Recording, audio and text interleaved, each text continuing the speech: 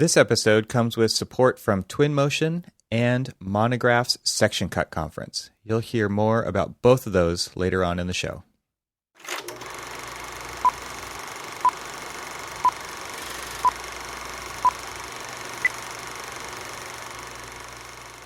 All right.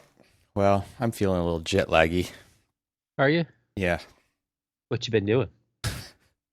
Jet setting. Jet setting, living the life. Living it up on an airplane with a face mask. Awesome. I'm sure that was comfortable as hell after, what, a 5-hour flight? Yeah. Yeah. It is, it was okay. It was just catching up on Ted Lasso. That made it worth it. Of course. Only time I get to watch TV is on an airplane. If I think ahead. If I plan ahead. Yeah. Which is rare. Which was good because you were flying on a new day release, so you got a chance to see the new one. Oh, yeah, but do you know how stressful it was to actually download that from airport Wi-Fi? Oh, gosh. It was like, It's not going to make it. It's not going to make it. Okay, forget it. Switch over to the hotspot. Yeah. Last minute decision. Switch to the hotspot. Get the one episode. Jeez. The amazingly free 1 hour of your airport Wi-Fi is probably just strong enough to. I think I got. Okay, it's not. I think I got a third of the episode from them. I've tried that too many times where I'm just like, you know what, forget it. Not worth it, right? Not worth it. Well, and so if I don't plan ahead of time, sorry. Yeah, no, it's true. It's like you can actually. So not only am I dealing with like airport Wi-Fi as people are potentially freaking out that anybody would even do anything on there, but so my VPN is like going on through there just so that I reveal everything to the airport Wi-Fi. Sure. So then it's like, okay, I'm just gonna switch. I can trust that connection. I think I can. Anyway, I did get it. I ended up getting it, and it was worth it because it was a new day release. Totally. And I am totally caught up because of on the flight on the way out, I watched like the season finale of last season, and I watched the first 2 episodes of the new season. Yeah, which is just a wonderful flight out when you can watch 3 episodes of Ted Lasso. Yeah, totally agree. No, I just, in fact, when you texted me to start recording, I was catching up, watching it. Oh, nice. The latest episode. Nice. It's such a like refreshingly fun show. Totally. Oh man. So good. And there's so many parallels to real life. Oh yeah. Yeah, it's great. Anyway, you have our endorsement, Ted Lasso, the Archispeak podcast. Yeah. And you can be a sponsor if you like. Right. Apple TV Plus, whatever, Apple Plus. So I got off an airplane in Dulles, and you picked me up. Yep. And I don't even remember what we did that first evening, but you took us to DC to the hotel. Took you to the hotel. Had dinner. We had caught a quick beer, had dinner. You and I got to drive around a little bit. Yeah.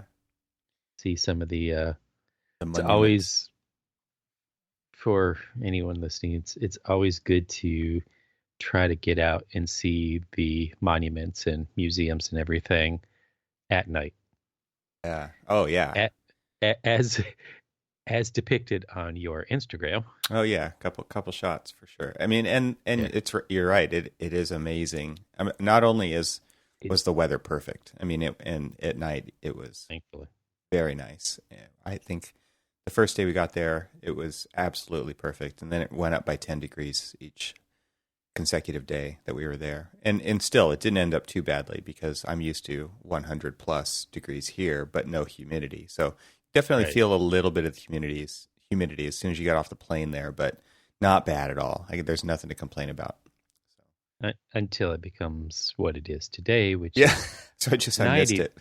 Yeah, which is in the early 90s and equal humidity. I like the early 90s. Good years. Yeah, exactly. Grunge movement. So yeah, at night, like, and with the advances in oh my low gosh, light photography that have happened on cell phones, it's freaking incredible to actually capture those scenes. I was more jealous at the ability of being able to do handheld, low light, long exposure. Right. I mean, I love it. The phone just says, hold still. Right. Exactly. And you're like, I'll try. Exactly. You're just like, let me hold my breath. So remember how you're like, oh, that looks good. And I was like, oh, it's noisy. It's a super noisy image, right? Which would be totally expected on any camera that you're trying to do handheld, low light photography with. And seriously, like, I didn't realize it, but later I did one of those shots again and it was super noisy. And then after like half a second, it just updated the image and the noise was gone. It was incredible. Both amazing and annoying. Yeah. Why? Because you have last year's model obsolete. Exactly. Well, I've got an iPhone 10. So or X, whatever you want to call it, XS. 2 years old. Geez, obsolete. And so it's technology. 2 years old. So I mean, I might as well just take that thing out to pasture. Basically 2.5 years old at this point. Yeah. And if the if the spy shots of the 13 are to be believed, yours is about to be outdated real fast. Is it? I haven't looked. Well, again, if it's to be believed, the lenses are larger, so you can get a lot more light in it, and so the aperture looks like it's going to be pretty amazing. So it's for that it's tiny just, of a thing. It's incredible. I was looking at a picture that you had taken and a picture that I had taken of the Capitol Dome, and mine was of course very like blurry-ish, a lot of noise, and yours was like perfectly crisp. It was like, all right, I'm putting my phone away now. You're like, can you just airdrop me those? Yeah, exactly. Well, the funny thing is like you're taking pictures don't claim of things. all of them. You're taking pictures of things that have had their photo taken millions of times, billions of times probably, Yeah. And it's like, what's a new angle at this that maybe somebody hasn't seen? I'll try to do that, but and be a little creative with it, with the wide angle or something. And I was actually quite impressed with the wide angle abilities of the camera, because obviously mine just has, the zoom in standard. Yours has zoom standard wide. And to see the wide angle capabilities of that thing, where you're not having to like interchange lenses or things like that. Yeah, right. It was amazing. It was nice. just like when I went to Falling Water, a couple months ago, and it was like I had my actual camera strapped around my neck and I was using it, and then I'm like, what am I doing, man? Like the smart HDR capabilities of this phone will. I don't have a tripod. Number one, they're not going to wait for me to do any kind of setup. Number two, number three, it's just not as good for you're in this darkish room with a super bright background. You'll never get the bracketing that you need handheld quickly to get this shot. Oh, let me just pull out my phone and tap the button once. Boom, done. Move on. It's incredible. Yeah, exactly. Oh, totally. Yeah. Totally. Yeah, that's so I guess I'll include some images in the show notes for this, because it was fun to just get out, and you're an amazing tour guide. Everything about everything there, and you should probably think about switching careers at this point, because you're a great DC docent. I have this desire after retirement to become a docent somewhere at some anywhere they'll take me. Yeah, some amazing. So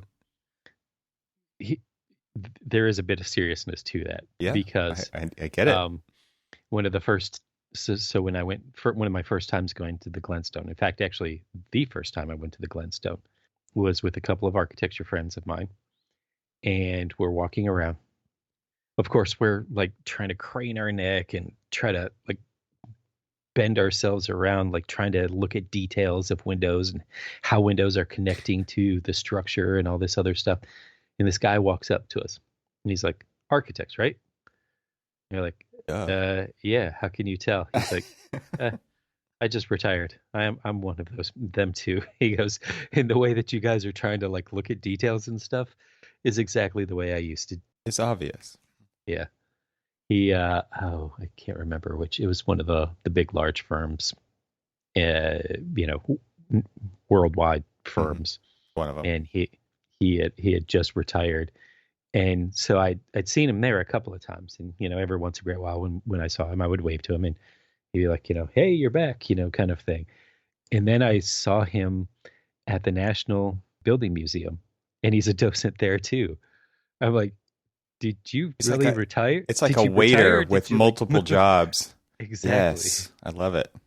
He's like, I can't get away from it. He goes, I don't have to do the day-to-day drawing and all that other stuff and meet with clients and stuff. He goes, but the passion for architecture never really left. So he's doing a service for totally the profession. Like, that's awesome. And it's amazing. Like, so he's at the Glenstone, he's there a couple days a week. And I haven't seen him in a while, but I also haven't been back. I had tickets for somebody to go, but no, they were too busy.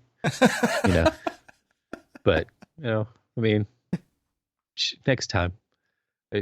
Well, I would like to plan ahead more. That might be better.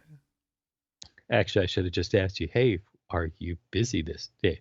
And how late? But it was kind of, I just took a shot that, if by chance you guys weren't busy, then obviously we would have rolled out there and had a really nice experience. Because they just extended for their summer hours. They usually closed at 5:30 and now they close at 7. So I was like, oh, this is score. We'll get the late tickets. We'll go there, enjoy an evening there. But no. But no. But no. Or as you say, but no. Exactly. Somewhat thwarted. Yeah, future visits. It's funny because it's even like New York City. There's still stuff I haven't seen. It's like, I'll check that off at a future visit. It's a good reason to go back. Exactly. But you do need to come to the West Coast now. Like I said, it's been. I think I'm 3 or 4 times in on the East Coast, and you've been there. But now you got to get back out this way. You got to start to even things out a little bit more. I agree with you. But you do have like an amazing concentration of architectural iconography out there. That's just you can like play this amazing docent game out there and hop from place to place and know a medium amount about a lot of different places and just blow minds with visitors.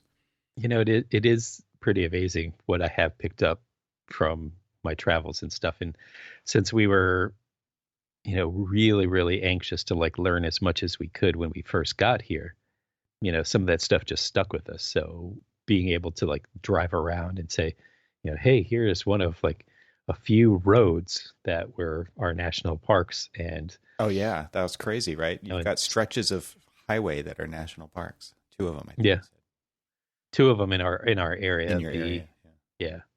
The Baltimore Washington Parkway that stretches obviously from. Take a wild guess. I'm going to guess those 2. From one to the other. From one to the other, yeah.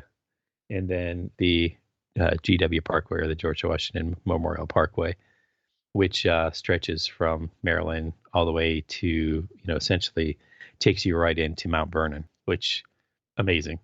And so being able to link all of these things together, see all of like the new construction, the old construction, just everything, kind of amazing.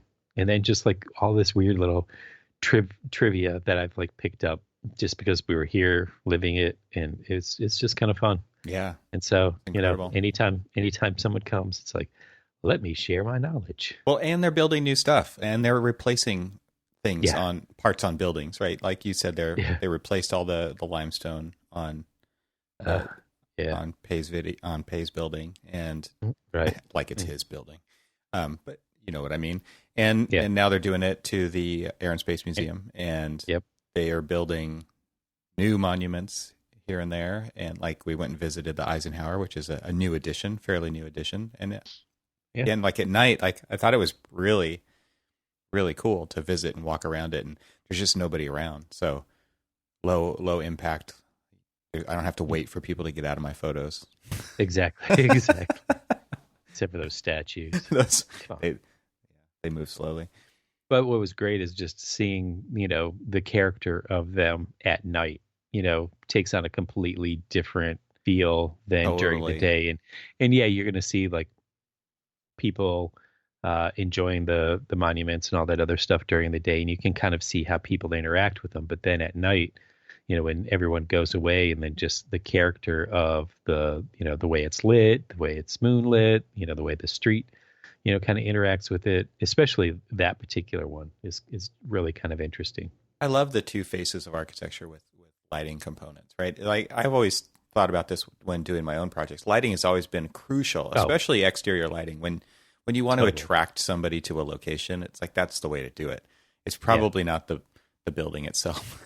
Maybe it is, but during the day, because that's all you can really rely on. But at night, you can accentuate things and highlight things and draw people and guide them with light. It's just an incredible design tool. And that was what was going on at the Eisenhower Memorial, right? It's like it's like you get to just isolate that geometry in the 3D modeling program because that's all you can see, because you can highlight it and make the background disappear, right? Mm-hmm. And that's exactly what's going on with it. And it picks up the additional qualities of the materials that are used. So they're obviously using stone and the stainless steel mesh, and the way that it plays with the light is amazing. So it was really well done in that regard, where it's like the lighting design in particular on that monument was really cool. And during the day, you might see the light poles where they have these little spots, these little LED spots that are kind of out there, and they might kind of tarnish the landscape in one way or another. I mean, for the most part, they just disappear and people don't notice them. But at night, they're not there at all, right? And all you see is the effect of the light on the surface of the monument itself. And wow, it's really well done. And like, it really does at that point hide that ugly ass building that's right behind it, right? Which is why it was put there, right? I think that's what you said. It was like a screening. It's a screening device. I mean, that's not why it's there. It's a monument, and that's the place they decided to put it. But it does screen this pretty ugly building behind it. Yeah, the Department of Education building is immediately behind it, and part of where the monument is now was a plaza in front of that, which actually also had a road that kind of cut through, and so it was just this weird disjointed spot. And it is definitely a vast improvement to that area, and it's starting to get some of the monuments like just off of the mall, and so like it's starting to spread out a little bit of that. Once you start to see and then how it's kind of like face to face with really it's the entrance side of the museum of the. Which, I don't know the full names of it, but you're talking about the Native American Museum. Yeah, the Native American Museum. Thank you. And it actually kind of like bookends that the small little plaza in the front of that one where that is. It's kind of interesting is that at the Native American Museum, what seems like an entrance off of the mall, where they've got kind of like this little plaza space, and it seems like it's the entrance, but it's not the entrance. It's actually the back side of the building, and then you have to when you're engaging the mall side of the museum, you're actually, all that is just a procession to go to the other side of the building, which is the street side, which is the actual entrance into the building. And the addition of the new memorial, the Eisenhower Memorial, kind of helps soften that whole area up a little bit more, because I mean, it is still a 6-lane wide boulevard that kind of cuts through. It's to the I'm trying to get my geography here, but basically it's to the one side of the Capitol building, kind of like separates the Capitol building from like the office buildings for the Capitol and everything else and stuff. But it's just this really, really wide street that was really just kind of harsh with just cars and all of that other stuff parked on it. And now that they've taken that element out and they've kind of greened it a little bit more, there's a little bit more softening to that edge, which hopefully more and more of those plazas up and down that particular street, which I'm blanking on the particular road name it is, really will help that side soften it up a little bit more. Because if you're talking like one block off of the mall, you've got Constitutional and all that other stuff. But then when you go one block off of that, you've got, so many other things that are still touristy enough for people to go and visit.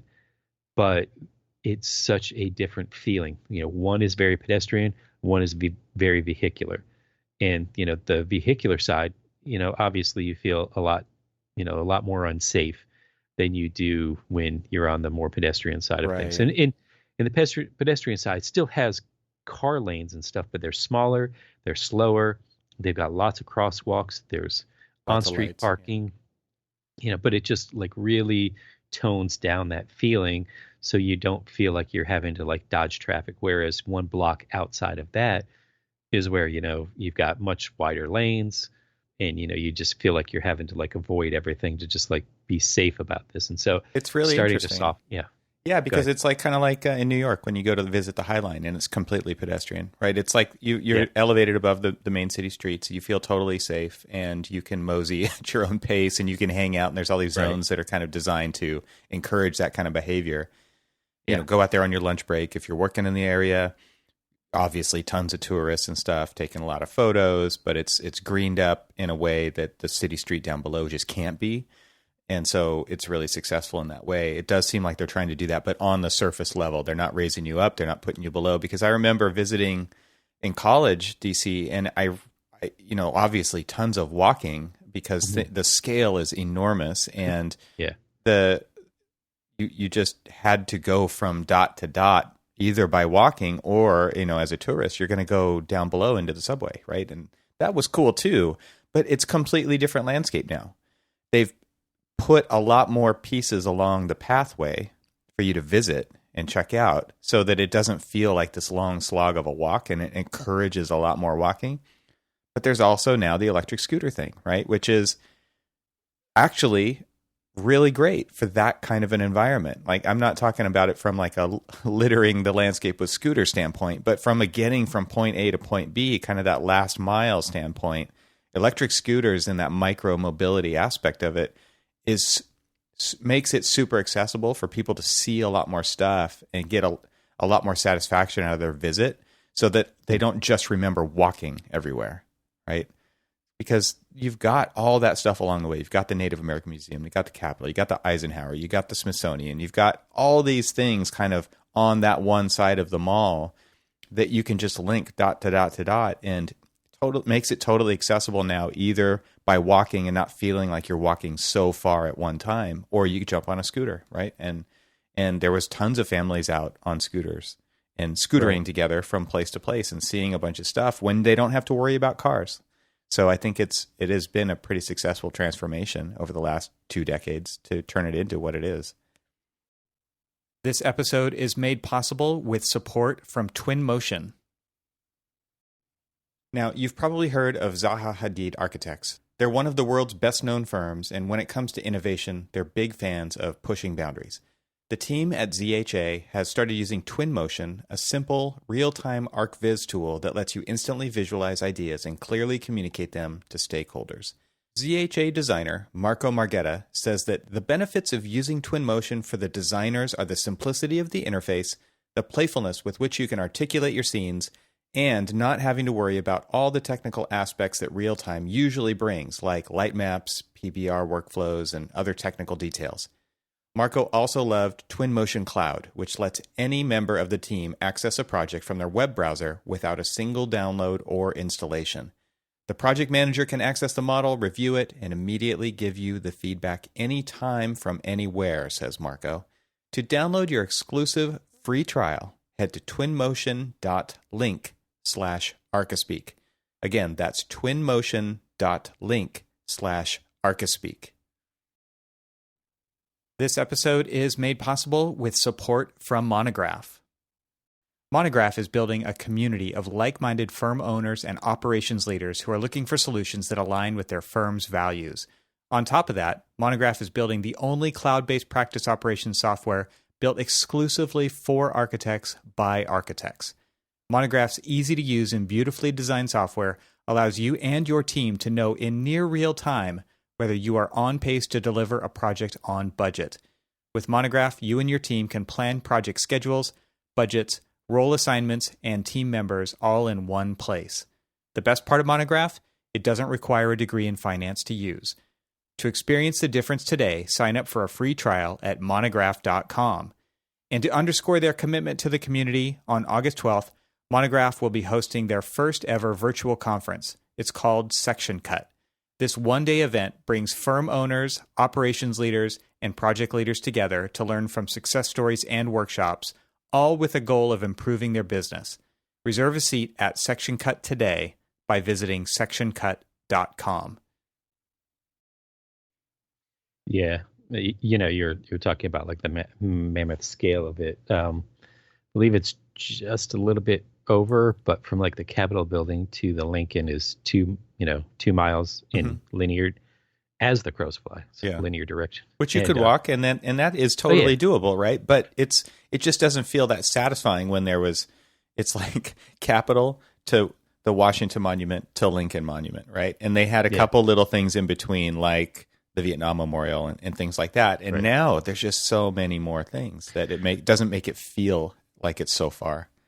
Yeah, I mean, it's funny is because, well, like I told you, I mean, we park up close to the Capitol building next to the botanical gardens. And you have that. You have the botanical garden. You have all of these like stops. I mean, we're talking only 2 miles, but, 2 miles over the course of that could easily like turn into like a 5-mile stretch when you're like stopping and you're going into all these different like inside the places and stuff. Right. And but it's great because you have all these opportunities and you really like there is no reason or need for you to try to do like all of it in a day kind of thing. Mm-hmm. And really kind of like do some of like the memorials and the monuments justice by actually kind of engaging with them a little bit more than they normally would. Yeah, I think it does encourage that kind of lingering, check them out kind of a thing, where before it might have been like, no, we're trying to get down there, so let's just keep going and miss a bunch of stuff. Just walk. Yeah, exactly.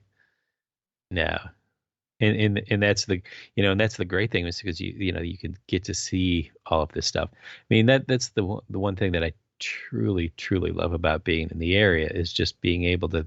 A lot of times I go there and I don't just go there to obviously see the stuff that we want to see, but also kind of like see how other people in the country or from around the world view our nation's capital, in how other people see it. I mean, you see so many people that have so many different opinions and views on it. I mean, some you're going to just jaw drop kind of like, ooh, this is amazing. And then others are going to be like, wow, this is a lot, or too much, whatever. But it's just interesting to kind of see how everybody kind of like interacts with. I won't really call it my adopted city, but it's a city that I live close to, that I visit enough that I've got enough comfort level to call it my area.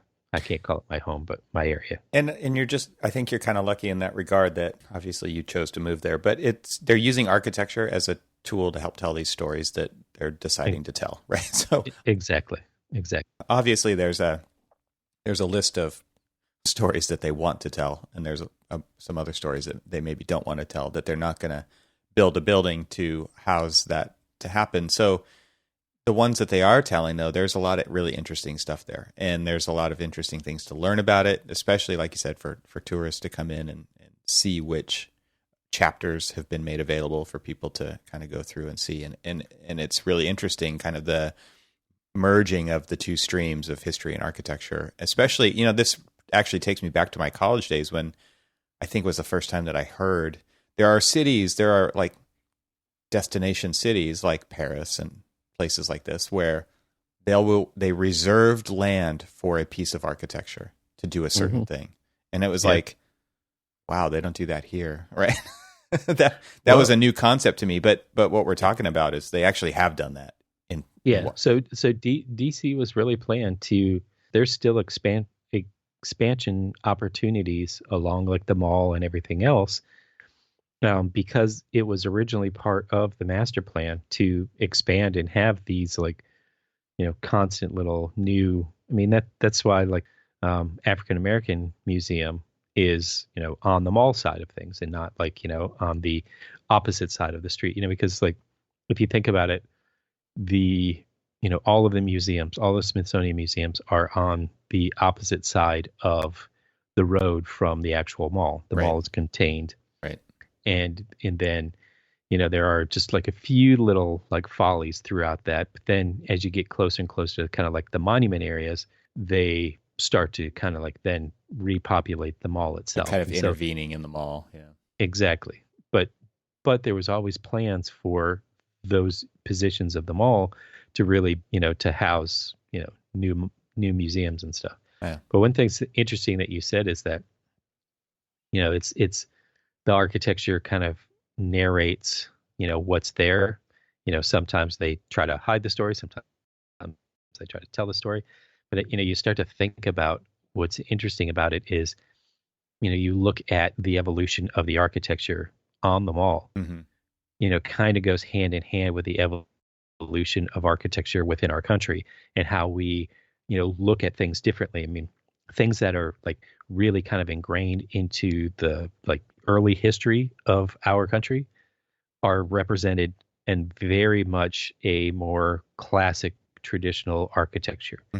And then as you come closer and closer to modernity, the freedom of the architecture changes from something very more classically represented to something more modern and kind of like a twist on either tradition from the story that they're trying to tell, like the African American Museum, which is just an amazing building, to like the Native American Museum has got a little bit of tradition, but a whole lot of like more kind of tradition from the different cultures, and kind of like this interesting amalgamation of all these different cultures coming together to represent, all the different tribes and all of the different cultures in a architectural manifestation. If that makes sense, Yeah, I agree. It is an expression of kind of what's going on inside, and it's not treated as like a generic container.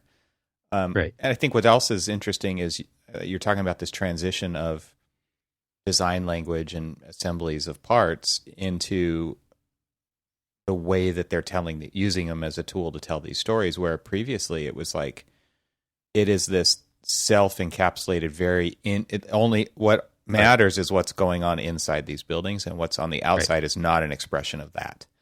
It was two kind of separate things. It's like, I'm going into this institutional building. It looks very important. I guess what's inside is very important, and they're going to tell a story, but it doesn't necessarily link the story to what's happening on the exterior, where now it is, right? And that expression is allowed and enabled to happen. And I think that is pretty successful transition over the last couple of decades for that to happen. I mean, maybe the first place where I saw that there was either with Hayes Edition. Yeah, thank you. I was going to go there. And also the Holocaust Museum. Very different than the traditional buildings that were there. Completely. I mean, you go like, so, I mean, the Pay Edition is a great example, because let's just talk about the buildings in that area. On one side of the street, you've got the National Archives, and then you kind of move across the street and you're in the courtyard of the Art Museum. And then you've got the original Museum of Art, which, houses like all of these, more classic works and things like that.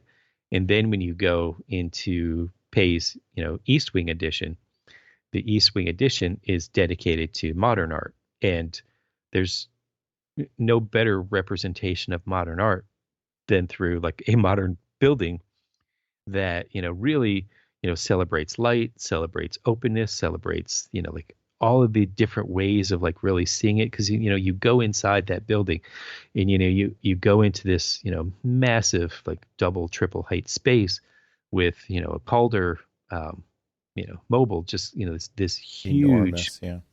Calder, just kind of like floating up above that, like sets the stage for like all of the other things that you're going to see within that. And then, this interesting, like, below road transition between the two buildings. You go through this art installation, which is on a, moving walkway that, you just kind of like then transition it into, if you are familiar with the site, there's a couple of these little glass pyramids, very much like the glass pyramids that Pei did at the Louvre, are now, in the courtyard of the old side of stitching them together.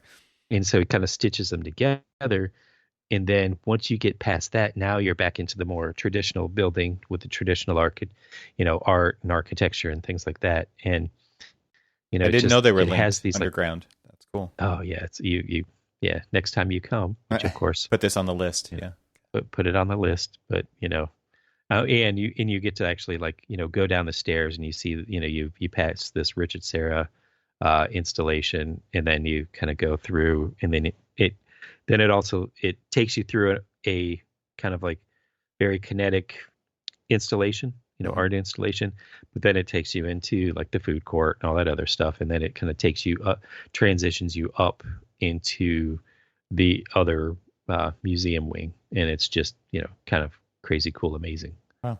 Yeah, I agree with the way that you're, it is kind of this from the outside, this very different building that pretty successfully bridges the language of architecture from institutional and traditional to modern, because it is very heavy and solid feeling, but the geometry is different on the outside. So they're using the material to link it to the past.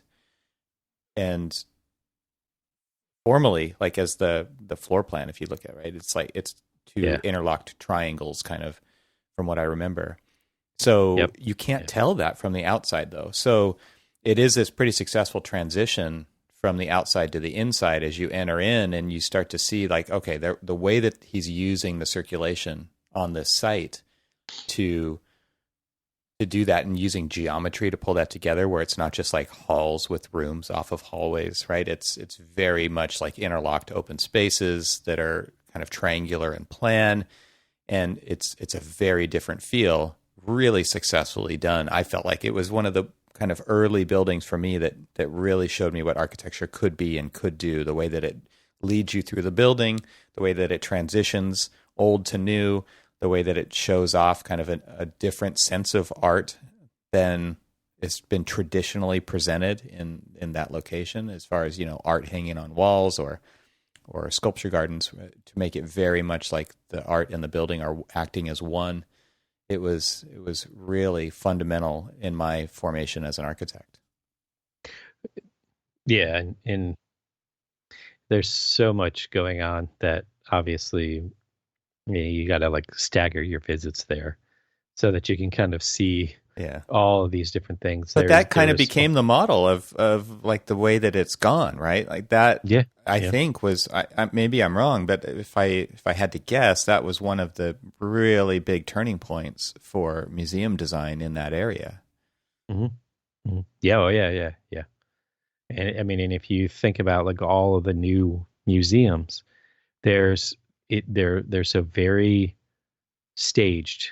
So there's like this whole procession of like activity that you have to do, and the whole design of everything is kind of like built around it. It is very much kind of like followed a model that is, kind of like has its roots back to like say the Guggenheim, where, the intention was, or, even like the High Museum in Atlanta. Yeah. It was like the intention was always, we want you to come in here, experience this big grandiose kind of like this lobby is here for kind of like a gathering of everything. But then we want you to kind of follow a very kind of like almost direct and distinct pattern of movement, so that you can really kind of like enjoy everything.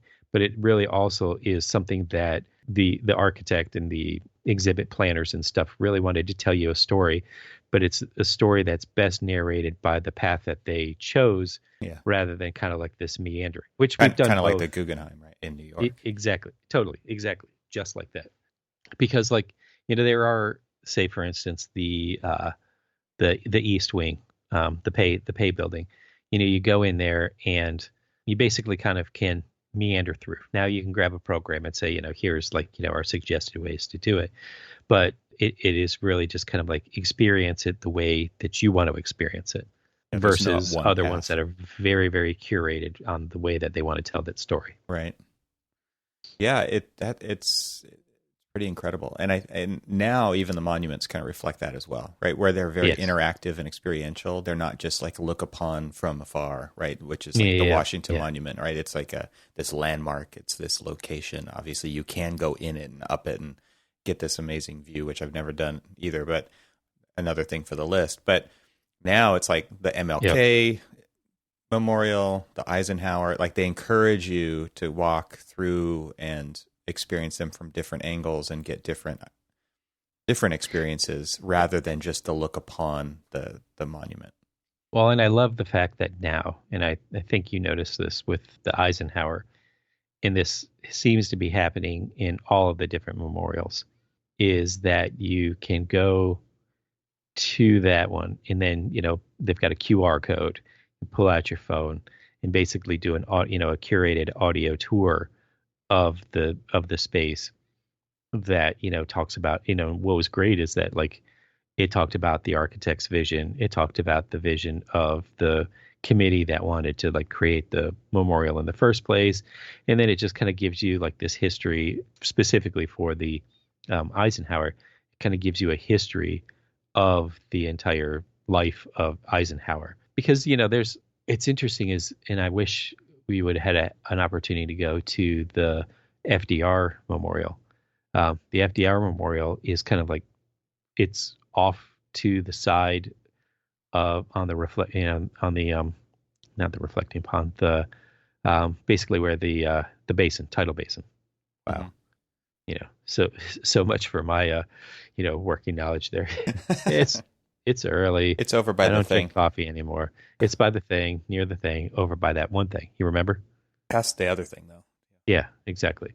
But the FDR is another one, but it's kind of like it walks through like his life, his presidency, and then his death.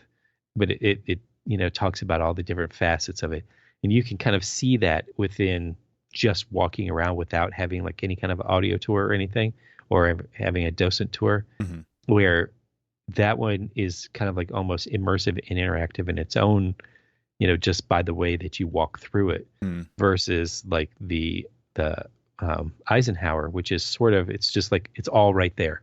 And you kind of almost need that augmented reality layer to tell the story. You sort of do. Yeah. Well, it was fantastic. It was really cool. I mean, and also just getting to spend a couple of days at the AIA headquarters, which is, it's funny. Like I'm now at the age where maybe the AIA listens to people. It's a disclaimer there.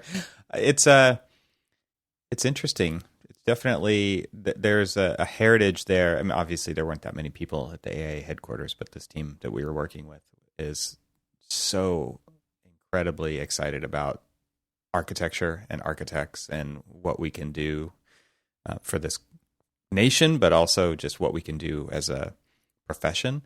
That was, it kind of hammers home this idea that if you're an AIA member, like stop looking at it as them, but as us, right? And what can we do? And it's very much where we have to figure this out moving forward together. And how are we going to do that? How are we going to engage? How are we going to incorporate? How are we going to include our membership in that? How deciding how that happens, I think, was pretty refreshing as well to see and spend time with them talking about those ideas. So pretty exciting stuff coming out of that and moving forward. Excited to work with them more to do exactly that. There's a really good group of people that we're working with there. It sounds like there's a lot of people who work at the AIA, but the group that we were meeting with specifically, there's an excitement there that is really, really refreshing. So I'm excited to see where things go, and hopefully I'll get to come back and visit some more and start checking off some more of those amazing experiences with the monuments and the installations there because there's so much to see and so much to do. Well, I've just got one thing to say to that. Send gas money. Yeah. You got it. No, it's just, yeah, well, you're right. I still need to, spend a little bit more time on the West Coast. But also another thing is if you guys ever get back out here for any longer length of time, there's obviously, let's do a little bit of DC again, see a little bit more, but then let's also kind of do what is also a great thing about just this area is that the states are clearly smaller, so that, like I was telling you, is in 4 hours, I can be from where I live to Manhattan. And if you take that circle of that 4 hours, so many different places that you can see and so many different historical events that have shaped the history of this country within that 4 hour radius, both north, south, east, and west. Mm-hmm. Not much east because, then you'll be in the Atlantic, but whatever. But I mean, it's just, it's amazing that you could basically travel to all of the pre-DC capitals of the U.S., in that short radius. There's just so many fun things to do. So encourage everybody to not only encourage Evan to come back, but encourage everybody to kind of get out and experience DC on your own. And if you guys are around, give me a ring. My tour guiding is it's one of the things I find much excitement being able to do. Yeah, it's fantastic. I thank you for your service. And I think it's awesome. I mean, I could totally see you in that role in the future. Yeah. Cool. So a little bit further. So obviously I saw that one, the one retired architect who was, a docent at both the Glenstone Museum and also the National Building Museum. But when just before you got into town, we were in Michigan for a long weekend, and we got a chance to go to the Henry Ford and Greenfield Village. So the Henry Ford is a museum that Ford had started way back in the day to kind of collect bits and pieces of Americana and automotive history, as well as the Greenfield Village, which I was kind of explaining to you, which was this kind of historical village where he had either bought, pieces of American history that were in, kind of peril for being destroyed or demoed. And it kind of started with the Wright's bicycle shop and things like that. But as we were going through and we were taking some of these tours, and all of these people are just retired. We met school teachers, we met an architect, we met a bunch of different people who, not only really enjoy history, but also enjoy just the nature of some of these buildings and stuff. And so I could be yeah, I could do this too. I could really see myself doing something nerdy and fun like that in my retirement years. Well, I think we should talk about that trip on the next episode, because I would love to hear more about that and that whole Greenfield Village area. That would sound really cool. Yeah, totally. All right, let's do it. All right, man. Well, peace out. Have a great one. We'll talk to you all later.